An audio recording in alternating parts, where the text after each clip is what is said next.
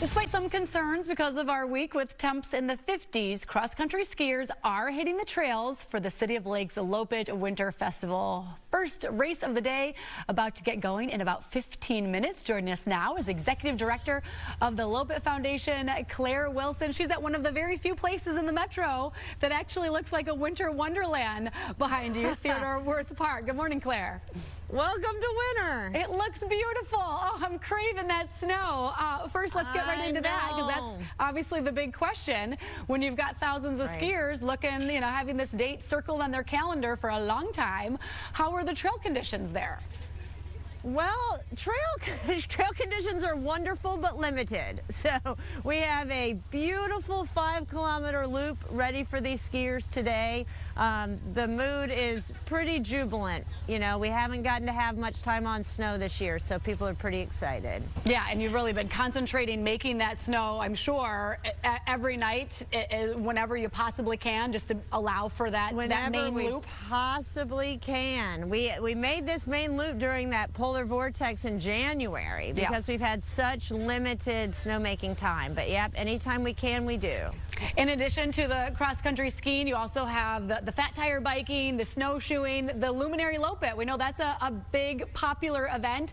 Are those still able to happen this weekend?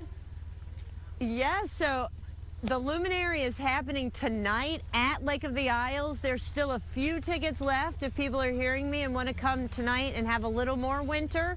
We have some ice luminaries, a beautiful party. It's going to be an exciting night at Lake of the Isles. Oh, that's awesome. And of course, we know this weekend is hugely important for a variety of reasons, but also just a couple of weeks away, President's Day weekend, you have the World Cup event. And yes. Are you nervous? I'm a little nervous for you because I know we're talking more 40s and 50s. So talk to us about that event and preparation for it. We're a little nervous, but we got the green light from FIST, that's our governing body, just yesterday to say that the snow we have is good to go, that we can hold the World Cup here.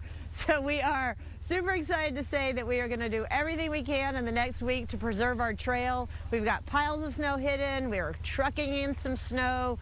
We are going to do everything we can to survive this warm-up next week and then hope that long-term forecast holds for some cold. Yeah, fingers crossed, definitely, because for that, what, 20,000 people or so expected? So that's right. A big one. 30,000 people in 20 different nations. Wow. It's going to be amazing. Wow. How many people for this weekend's event? And has the kind of, question mark with the weather forecast leading up to this, has that affected numbers at all for people participating in the Loppet this weekend?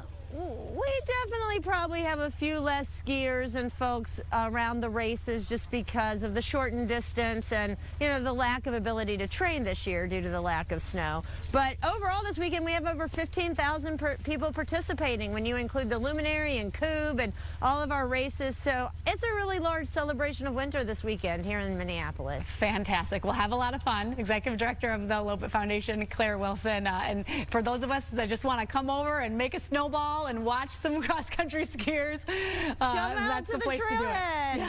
Yeah. Come out. Thank you so much. Have a great time.